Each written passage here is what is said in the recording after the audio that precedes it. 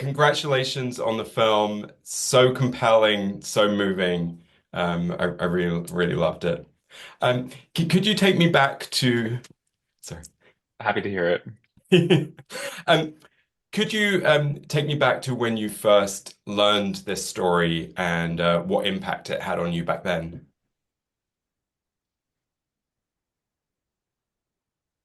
Yeah, so I learned about this story when I was about 7 years old.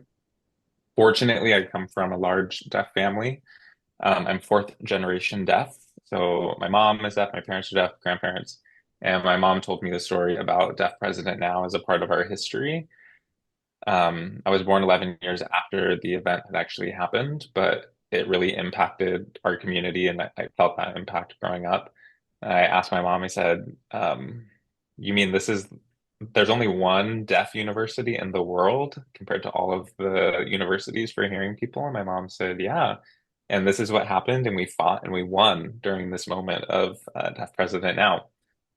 And so I think I was maybe, I think for maybe 8 years later or so, kind of had, you change so much over those years and you develop your own thoughts and your opinions. And being a part of the deaf community and seeing it change after the protest and how it happened after 1988 was just really impactful and interesting. I was also mainstreamed. I went to a regular public school in fifth grade, and so I was around hearing people, students and teachers alike, and I realized that all of them didn't really know this story. And it's just as important as any other civil rights movement that we were learning about in school, but the hearing community didn't necessarily know about it. And so I think that says a lot about how much society values deaf people. So, Yeah. Yeah, I'd love to know a bit more about why this was a story that you wanted to share with the world now. yeah, DPN is bigger than just putting a deaf president in charge of the university. I think this protest also helped pass the Americans with Disabilities Act and sign that into law. And that was really a landmark piece of legislation because it was so important to providing accessibility and resources to people who have disabilities. And there are so many people who live in America who have a disability. And so it really impacted the political landscape. Um, if we were like the ADA, we also have Section 504. We also have IDEA, which is a piece of legislation that all kind of was able to come to fruition from the success of this movement and impacting the people who live their lives with a disability. And so we, don't want to move back in time. So I think it's really timely that this piece gets out there. Yeah.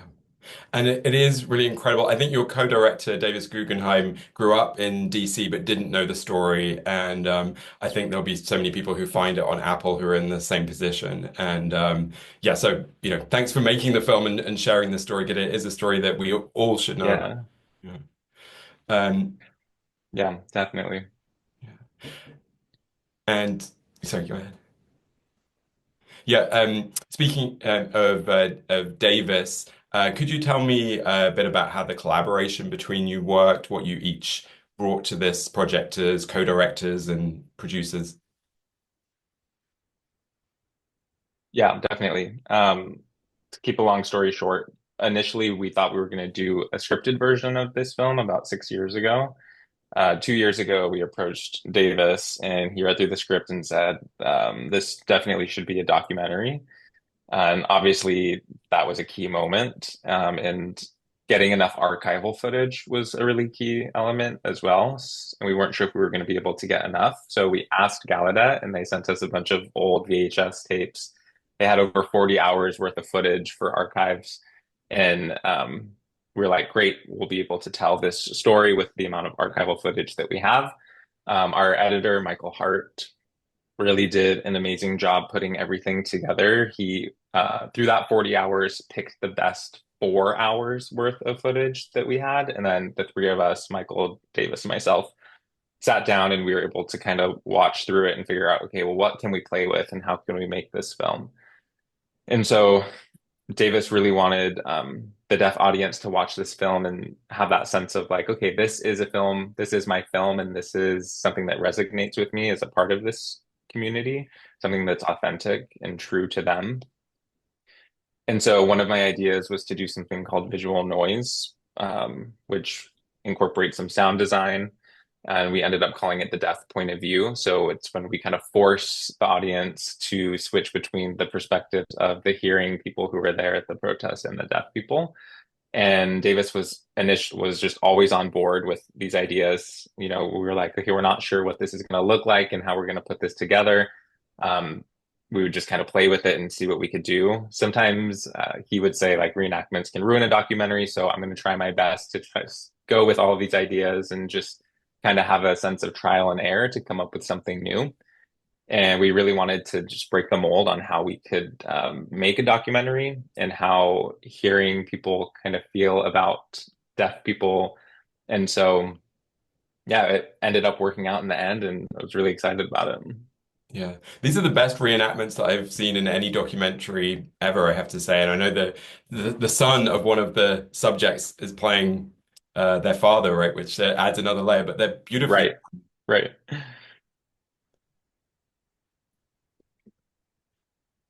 Yeah, the recreations, we were really lucky to get Greg's son because we showed him the first cut without any of the reenactments, without the actors. And Greg was asking us, he said, you know, what's your plan with the reenactments? What are you planning on doing? And we're saying, yeah, we're looking for somebody who could play each of the four deaf student leaders, and we're gonna have to film it within like 2 weeks. And Greg was oh, like my son who looks exactly like me and how I looked back in the day, and he showed me pictures of 20-year-old Greg compared to his son, and they look identical at that age. He lives in South Florida. And so we're like, okay, well, can he come up to DC for a couple weeks? And everything worked out, luckily. And you were talking about the sound design is really incredible. Just blew me away. The use of drums and percussion and the music that's chosen, and also the silence. It's incredibly impactful. Yeah. Yeah, yeah. You know, with the sound design and moving through moments of silence and then having sound, having the drums with the rhythms, people banging on the hood of the car, the door kind of wobbling when someone's banging on a door. Myself growing up, I would watch TV that had like deaf characters represented in like film and TV, and they would kind of play on what deaf people can't hear and would focus on that. And it's like, okay, well, just because deaf people can't hear something, they can still experience sound kind of in their own different way. And we were like, okay, let's make something that's fun and just kind of show what deaf people actually feel and what they go through every single day.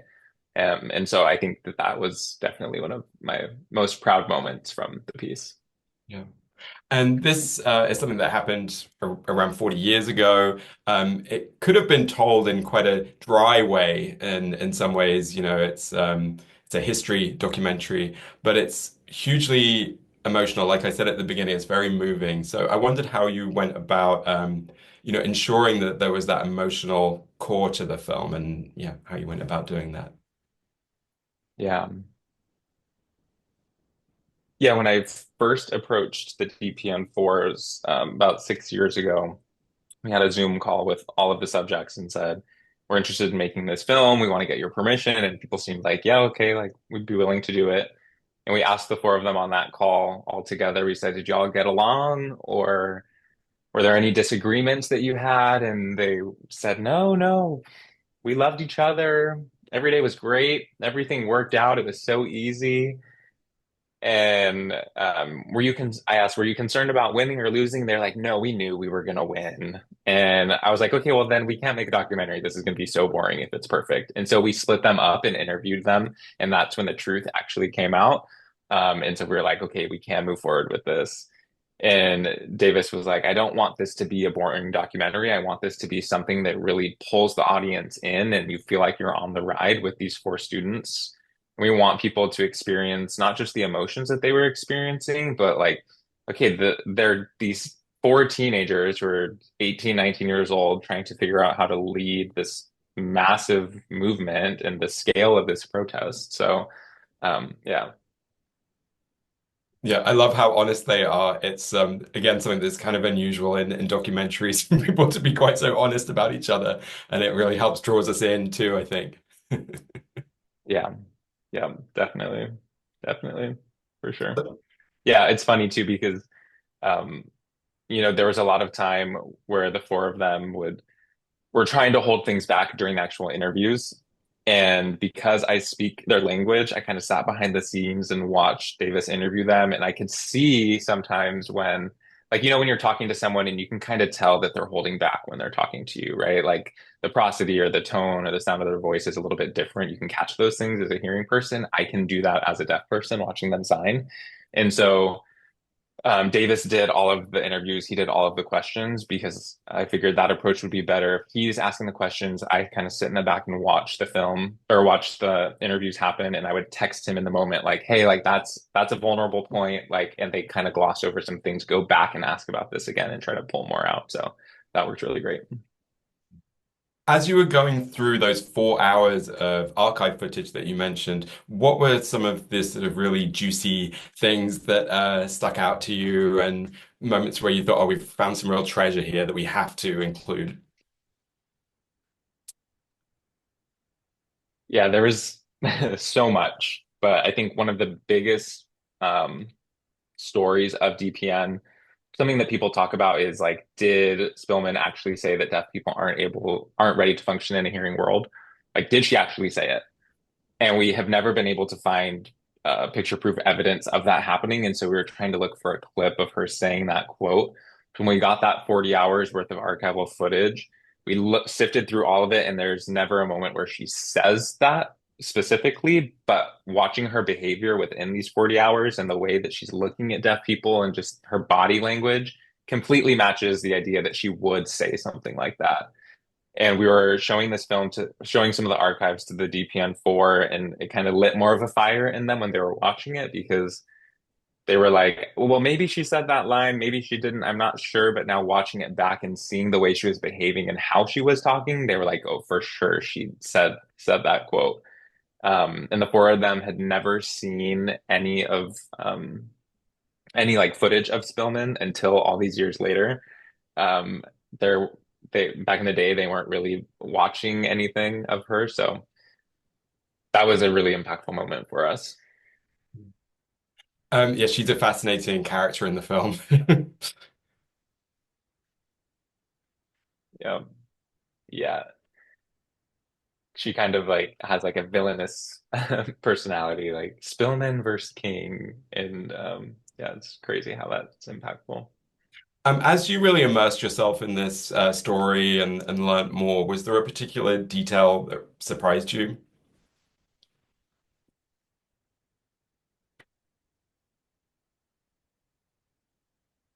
Yeah, so I think it was about 6 years ago or so.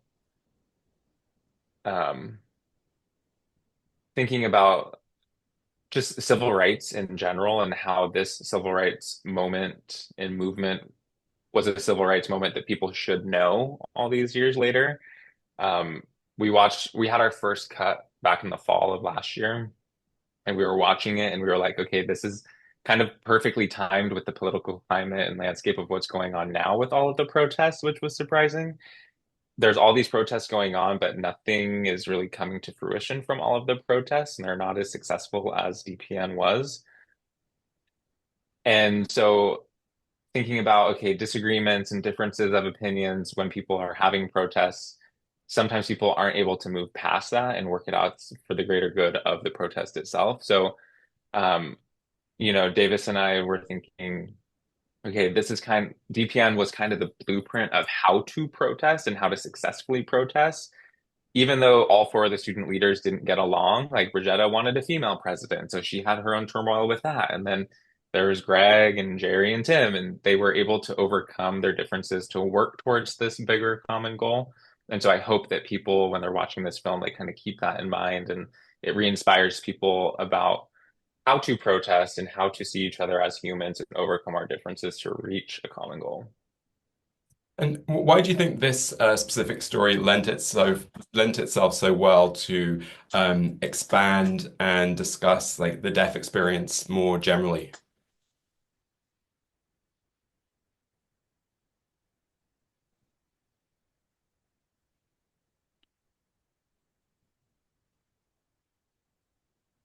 Yeah, I think DPN is not just about getting a deaf president. Again, I come from a large deaf family. I'm fourth generation deaf. And so I've seen my family's members' experiences, like my mom and the awful things that she went through when she was growing up, and the things that my grandparents went through, and how their experience was worse than my parents. And, um, how three generations behind is even worse. And so there's generational trauma that a lot of people go through, but we can also kind of change through the generations because we're able to depend on each other and advocate for each other throughout these different generations. And so when we're looking at the DPN4, they all come from deaf families. And I immediately knew that there was generations of exposure that they were exposed to when growing up as deaf people. And so they were quickly able to kind of come together to lead this protest. And I think that that is a perfect entry point as to we were trying to figure out like, okay, how can we tell this story using examples from their past. And so my thinking is that people who are culturally deaf, they were more ready to protest than people who weren't because they knew that things could get better from seeing it from generation to generation within their deaf family. And people who didn't come from deaf families might not know any better. So, And am I right? You studied at Gallaudet yourself. You're a graduate of the university. What was your own experience of studying there? yeah, I mean, it was kind of a utopia for me 'cause by the time that I got to Gallaudet, it was 2007. So it was almost 20 years later after the DPN protest. 95% of the employees at Gallaudet were deaf, from the president to teachers, faculty. Even if I had a hearing teacher, they were typically fluent in sign language and conducted classes in ASL. And so it was just a perfect match for me. Gallaudet really is the mecca of the deaf community. And I always say it was like going to Hogwarts for me, if I could draw a parallel. Like myself as a deaf person who went to a residential school for the deaf growing up, coming from a deaf family, I always looked forward to going to Gallaudet and waiting for my time to go to Gallaudet and be able to get in. So it just felt powerful. So I've got one final question for you, a broad question for your favorite piece of LGBTQ plus culture. So it could be a book, theater, TV, film, music, anything cultural, or a person who identifies as LGBTQ plus. So someone or something that's had an impact and resonated with you, and why? Oof. Um, that is a hard question. It's hard to pick. But I think there's a book called Bad Gays. Can't remember the author. Their name's escaping me right now for some reason, but it takes a look at historical moments, just kind of way back during like Greek times, and how many of the leaders were actually queer or gay or however they identified. And so it was a really interesting read. It really helped me reshape history in my mind, if you will. Like, okay, we've always been here, and people of the queer community have always been here, and we are here. I've been wanting to interview you for a long time, so it's a real pleasure, and yeah, thanks so much. Perfect. No problem. Appreciate it. And thanks for making this happen. Thank you so much.